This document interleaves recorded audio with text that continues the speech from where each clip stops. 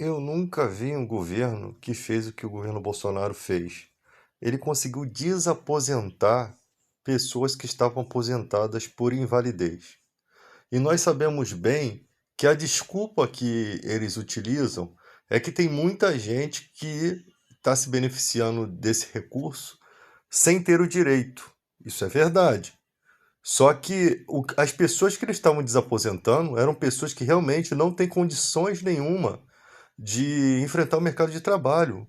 Ou seja, é um governo que realmente quer gerar o desemprego, porque como essa pessoa que foi considerada incapaz, ela vai conseguir um emprego? Como? Porque a gente sabe muito bem que o INSS segura muito as aposentadorias. Eles seguram muito. Há pessoas que às vezes entram pelo INSS que não têm condições nenhuma de voltar para o trabalho. Mas o INSS diz que essa pessoa está boa para, está apta para trabalhar. Chegando na empresa, a empresa diz que essa pessoa não está apta. E esse funcionário fica igual uma bola de ping-pong, cujo de um lado tem uma raquete, que é a empresa, do outro lado tem o INSS, que é outra raquete. E o que esse funcionário faz? O como ele vai conseguir? Se já é uma dificuldade quando você entra pelaquilo que é o seu direito, você sofre um acidente de trabalho, por exemplo, já demora para se receber os valores, já demora para se conseguir dar entrada.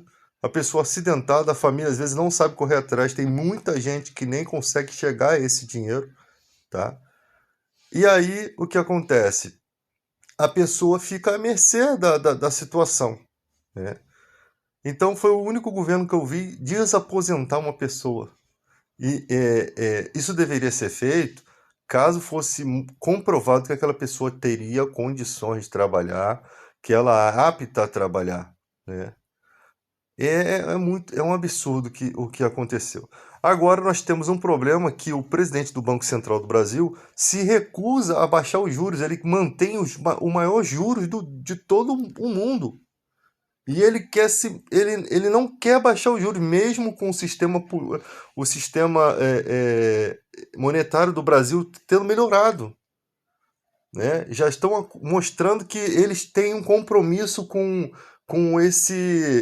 com essa desgraça no Brasil, porque agora eles querem se posicionar para que a esquerda não mostre trabalho. Eles querem de alguma forma, eles sabem que a esquerda, estando no poder, ela vai fazer muito mais pelos pobres do que pelos ricos. E aí, não é do interesse desse grupo de pessoas, desses empresários que ficam seguindo o Bolsonaro na motociata. Eles sabem que um governo de direita, de esquerda, tem políticas sociais. E melhorando a condição do trabalhador brasileiro, melhora-se as exigências no mercado de trabalho. O trabalho não fica com essa questão escrava. Você trabalhar de segunda a sábado e ganhar R$ 1.300 por mês. Você ter vários desvios de função nas empresas, pessoas que não conseguem fazer nem as suas funções. Elas são obrigadas a fazer funções dobradas, porque a empresa não quer colocar aquele funcionário que deveria estar ali, mas quer que alguém faça aquela tarefa sem cobrar nada. O Ministério do Trabalho, que tentaram acabar com ele, né? Não fazia nada, braços cruzados, e sem ele pior ainda, né? E as pessoas vão aceitando as condições que as empresas colocam, né? As condições que as empresas colocam para o trabalhador. Então, os trabalhos acabam ficando desvalorizados. Pessoas com faculdade, com dificuldade de arrumar trabalho, e aí vão se submetendo a trabalhos inferiores à sua formação, né? Isso degrada, porque se um cara que tem curso superior está ocupando a vaga de uma pessoa que tem baixa escolaridade, onde está empregado essa pessoa que tem baixa escolaridade? Em nenhum lugar. Ela vai estar desempregada. Graças a Deus, o auxílio emergencial, esse Bolsa Família de R$ 600, que chegou a esse valor, consegue pelo menos fazer com que aquelas pessoas que perderam suas casas no momento da pandemia possam pagar um aluguel, possam pelo menos ter onde cair morto. Porque naquele momento aquelas pessoas ficaram desesperadas. Pessoas que perderam o emprego, que moravam de aluguel, foram morar na rua.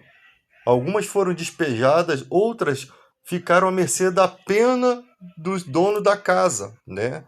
da pena do dono da casa de manter aquela pessoa ali, entendendo as circunstâncias que estavam se passando. Mas só que até às vezes o dono da casa passa a dificuldade que precisa daquele valor para pagar o aluguel da casa dele, porque muita gente faz isso. Aluga a sua casa, com aquele recurso aluga outra casa, e ela não pode ficar mantendo alguém de graça, né? Então nós temos essas dificuldades. Hoje, no Guanabara, a alcatra está R$ 24. Por que eles não conseguiam chegar a esse preço? Por que não conseguiam baixar o petróleo, a gasolina, né? Baixar baixando o petróleo, né? O valor do barril baixando a gasolina, baixa também o gás de cozinha, que ele é gás que é feito de petróleo. Então, como que consegue no governo de esquerda fazer todas essas melhorias nos primeiros meses de governo, sendo que em 4 anos não se consegue? E se alega uma pandemia, né? Com todos os absurdos que nós passamos. Eu tenho a certeza absoluta que se o Lula estivesse no lugar do Bolsonaro, a pandemia, muita gente teria sobrevivido. Muita gente teria recebido a vacina no momento adequado. Porque assim que assumiu o governo, a primeira coisa que o Lula fez foi todas as tragédias que aconteceram pós-governo, o Lula se envolveu e resolveu e ajudou. A tragédia dos indígenas, a tragédia das enchentes, todas, a questão do garimpo na Amazônia, que eu sempre digo que a Amazônia deveria ser de responsabilidade de Exército, Marinha e Aeronáutica, mas eles não se submetem a isso, né? Não sei quais são os interesses, eles não se submetem à parte a marítima, a parte aérea e a parte de mata.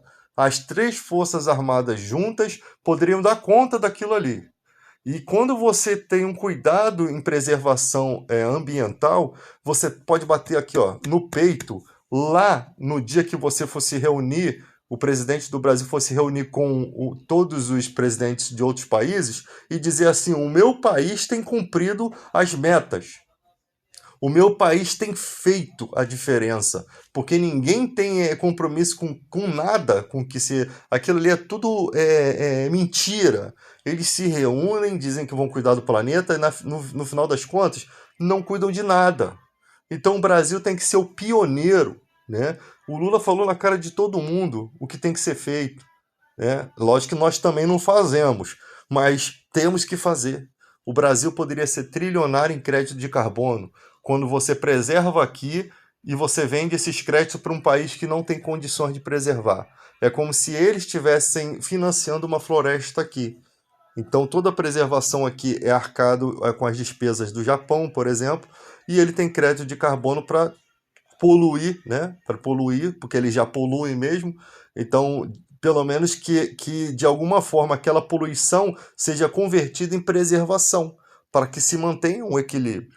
Então, o Brasil pode ser pioneiro nisso. Temos uma floresta enorme, né? A floresta da Rússia é 12% maior do que a nossa, mas nós temos uma floresta enorme. Temos muitos recursos naturais, temos que cuidar do que é nosso. É uma vergonha que se solte garimpeiros para que contamine com mercúrio. As pessoas precisam ver como é que é uma morte por mercúrio. As pessoas precisam ver que todos esses indígenas e esses garimpeiros da terra, né, que não são aqueles garimpeiros trazidos pelos empresários, são aqueles que passam fome e por isso ficam ali vivendo do garimpo. E as pessoas precisam ver que esses que se meteram com o mercúrio hoje, eles daqui a 10 anos não estarão vivos. Daqui a alguns anos eles vão sofrer consequências do mercúrio. Então, tipo assim, as pessoas não entendem o que está acontecendo. Os leitos dos rios continuam contaminados pelo mercúrio. Ou seja, tem que se fazer um trabalho que ninguém fala sobre isso. Tem que se fazer um mega trabalho para poder tentar retirar isso cercar a área contaminada, não deixar com que ninguém consuma aqueles peixes e, com o tempo, conseguir, com exames de água, exames do peixe para saber se eles estão contaminados, conseguir prevenir vidas, porque muita gente ainda vai morrer por conta dessa babaquice que aconteceu. Só que ninguém fala nada. O foco está na questão de preservação das madeiras, o foco tinha que ser na saúde também daquelas pessoas lá. As madeiras também tem que ter uma observação máxima, porque estão desmatando, estão pegando madeiras que não são autorizadas, não são madeiras de preservação.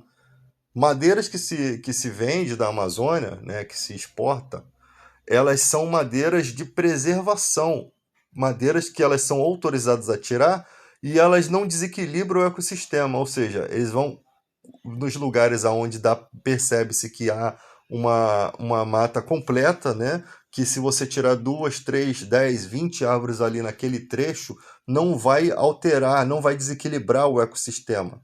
Então, por isso que elas são marcadas. Ó, essa pode, esse tipo pode. Não há uma fiscalização para saber qual o tipo de madeira que está saindo. Porque dentro da política tem gente apadrinhada por esses caras para poder fazer leis que façam vista grossa ou tire os poderes fiscalizadores dos órgãos que já existem. E aí começa a se acusar, não, essa ONG aqui faz isso, esses órgãos aqui fazem tudo errado. Isso, por quê? Porque eles têm que desprestigiar, desmerecer os órgãos para poder ter um motivo para estar acabando com eles. Entende? Mas nesse governo Bolsonaro nós vimos na cara dura. Primeiro que o ministro Salles, ele já foi um cara que trabalhou nessa parte de ligado a pessoas da indústria madeireira, né? E aí ele é colocado como, logo ele, que é como se você colocasse o lobo mau para tomar conta do Chapeuzinho Vermelho. Exatamente isso. Então você percebe que há um conluio na cara dura para se roubar o Brasil, para se acabar com o Brasil, né? Porque manter o pobre nas dificuldades é como se assim, se hoje eu preciso dar um pão para ele, amanhã eu posso dar um farelo para ele. E ele vai viver com aquele farelo, né? E ele tem que sobreviver e vai comer o farelo. Então não preciso dar mais um pão, eu tive lucro. É exatamente o pensamento dessas pessoas. Ter lucro sobre a desgraça das pessoas.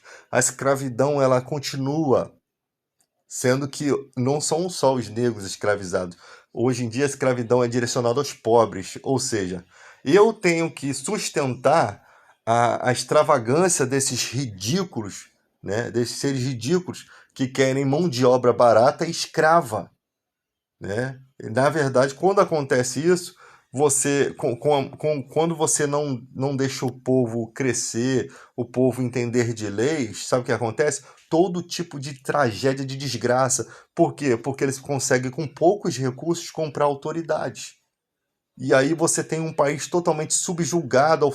Um país, como é que uma pessoa que trabalha de segunda a sábado, ganha R$ 1.300, vai pensar em política? Final de semana ela quer encher a cara, ela quer sair, curtir, ela não tem tempo para pensar na sua realidade social. É exatamente o que eles querem, que você não pense na realidade em que você vive, que você não desfrute de sua família, que você não desfrute dos prazeres da vida. Até os alimentos, depois que inventaram a gordura hidrogenada, os alimentos perderam o sabor. Você não tem nem alegria de comer, um prazer de comer uma coisa agradável. Porque até o sabor dos alimentos está sendo negado. Todo tipo de felicidade, isso é um plano diabólico, todo tipo de alegria. Qualquer dia vão impedir a gente de ir à praia. Tá? Todo tipo de alegria está sendo tirada. Tira o seu tempo, tira o seu lazer, tira o seu convívio familiar e você sofre psicologicamente. E você fica triste enquanto eles ficam ricos lá, os velhos da lancha, tudo cheio de mulher, lancha não paga imposto, só os pobres pagam os impostos e sustentam a gente. É isso que eles querem.